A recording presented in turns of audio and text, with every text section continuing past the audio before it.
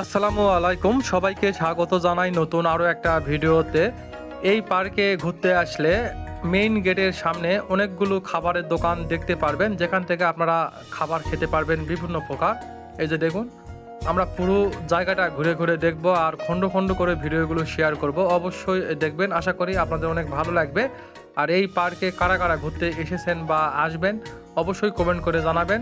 এই যে দেখুন, এখানে কত রকম খাবার আছে, মাশাআল্লাহ, খুব ভালো লাগতেছে। আমরা এখনো পার্কের ভিতরে প্রবেশ করিনি।